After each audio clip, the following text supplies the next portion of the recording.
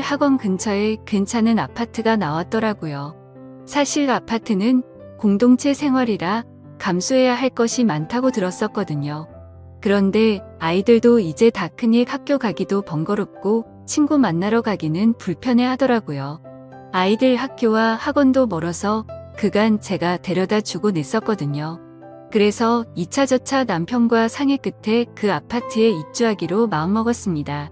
아파트 신축 공사가 완료되자 저희는 처음으로 아파트 생활을 마주하게 되었어요. 전원 생활에서의 조용함과 안락함, 개인적인 생활에 대한 이로움은 없었지만 좋은 시설과 편리성은 정말 최고더라고요. 처음에는 위아래층 옆집의 이웃들이 살고 있는 것에 대해 영 적응이 되지 않았었는데 시간이 지나니 차츰 적응되어 가더라고요. 다행히 아파트의 소음도 괜찮은 편이었어요. 전원 생활을 할 때에는 기껏 해봐야 동네 이웃들도 몇 없었는데 아파트에는 사는 사람들이 많으니 엘리베이터나 지방마트에서 종종 보게 되는 주민들도 생기더라고요. 그래서 저희 애들 또래 엄마들과도 친해지게 됐고 아파트에서 일하시는 경비 아저씨들과도 서슴없이 인사하는 사이가 되었죠. 가정주부라서 낮에 무료할 때가 많았었는데 예전에는 집에서 혼자 책을 보거나 TV를 종일 보는 게 유일한 낙이었다면 아파트에 이사온 이후로는 동네 한 바퀴 산책하면서 아는 엄마들과 주민들과 소통하고 지내는 게 유일한 낙이 되었어요. 특히 우리 집 앞 경비 아저씨는 저보다 서너 살 조금 나이가 있어 보이는데 항상 웃는 얼굴에 인상도 참 좋으셔서 볼 때마다 기분이 좋아지고는 한답니다. 정말 말 그대로 동네 경비 아저씨에 걸맞게 인사성도 좋으시고 아파트 관리 일에 참 열심히 하세요. 어느 날은 더운 여름날이었는데 땀을 뻘뻘 흘리시면서 수리 작업을 하시는 거예요. 저는 마침 지방마트에 가는 길이었어서 음료수를 사가지고 와서 아저씨께 드렸어요. 많이 더우시죠? 이거 드시고 기운 내셔요. 아이고, 뭘 이런 걸 감사합니다. 805호 사시죠? 네, 맞아요. 아이들이 거의 다 컸다 보니 낮에는 저 혼자만의 시간이 많네요. 그러시겠어요. 심심하시면 산책도 하시고 경비실에 오셔서 얘기 나눠보아요. 그럴까요? 제가 내일은 수박 썰어 가지고 와야겠어요. 경비 아저씨는 수박까지 가져오시냐며 괜찮다고 했지만 아저씨와 소소한 대화 나누는 것도 재미있었고 더운 날 고생하는 분께 잠시나마 휴식을 드리고 싶더라고요. 그래서 다음 날 말한 대로 수박을 잘라 가지고 와서 경비실로 향했습니다. 가고 있는데 지상 주차장에서 시끄러운 소리가 나더라고요. 가보니 경비 아저씨와 한 주민이 얘기 중이더라고요. 그런데 주민의 언성이 높아지면서 아저씨에게 삿대질을 하며 오라고 하고 있는 게 아니겠어요.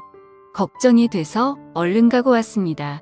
가보니 주차 문제로 화난 중년의 남성 주민에게 경비 아저씨가 나서서 말린 이 괜히 불똥이 아저씨에게 튄 듯 보였습니다. 그때 난감해하고 있는 아저씨에게 주민이 욕을 하며 어깨를 밀치는 거였습니다. 저기요. 이분은 아파트를 위해 일하는 분이시고 그에 따라 설명해 주신 것뿐인데 이분이 무슨 죄가 있으신가요? 경비 아저씨라고 막대하시면 안 되지요. 사과하세요. 당신이 뭔데 이래라 저래라. 부인이라도 돼요? 저도 아파트 주민이고 운전하는 사람이에요. 화가 나도 이건 아닌 것 같네요. 사과하시죠.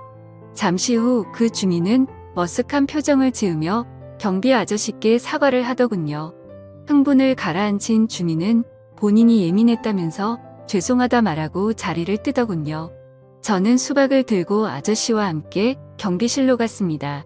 아이고, 직원 한 명이 외근 나간 바람에 혼자 있어서 일이 더 커졌었네요.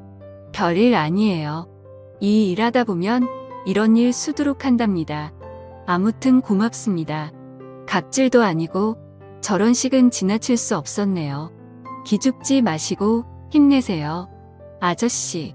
평소 늘 웃는 표정의 아저씨였었는데 그날은 회의감이 되셨는지 속상한 기색이 엿보였습니다.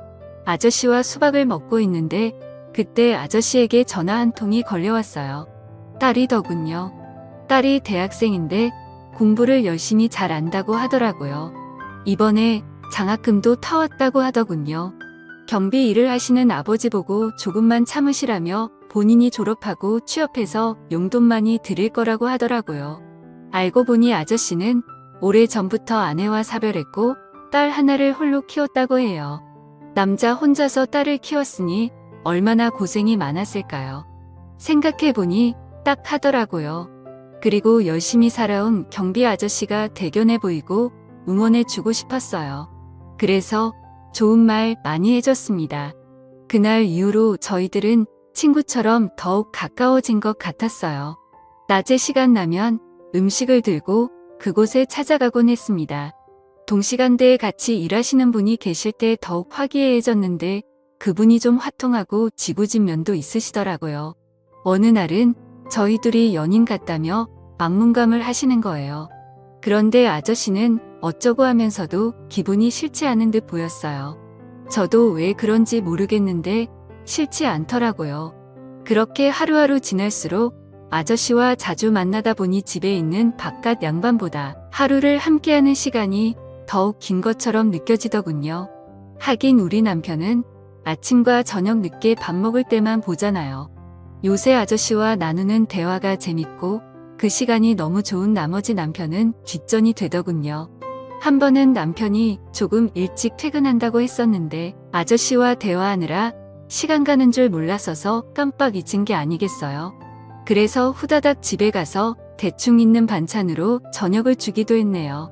남편에게 한 소리 들었습니다. 근데 남편이 바람났냐며 요새 제가 들떠 있어 보인다는 거예요. 저는 그런 거 아니고 앞으로 밥 잘 챙겨줄 테니 조용히 하라고 했습니다. 저는 그때까지만 해도 그냥 단순히 좋은 친구 한 명 생긴 거라 생각했거든요.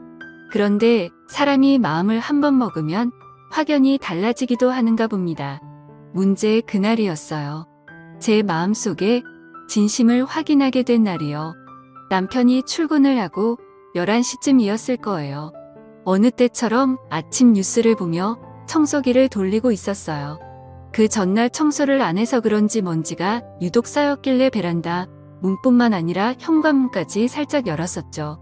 그런데 그게 화근이었네요. 이상하게 인기척이 들려서 현관 쪽을 바라보았는데 정말 기겁을 했네요. 전단지를 돌리고 있던 어떤 한 남자가 슬금슬금 현관 안으로 들어온 거예요. 그런데 단순히 호기심이었는지 다행히 제가 소리를 지르니 바로 뛰쳐나가더라고요. 새 아파트이고 공동현관 비밀번호도 있는 집인데 누군가 들어올 거라는 건 상상도 못한 일이었어요.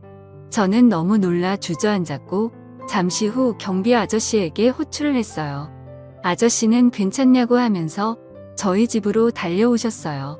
아저씨는 아무 일 없어서 정말 다행이라면서 그 남자 얼굴을 확인했으니 다음에 출입 못하도록 주시하겠다고 하더라고요. 아저씨의 말을 듣고 안심이 되면서 눈물이 쏟아졌어요.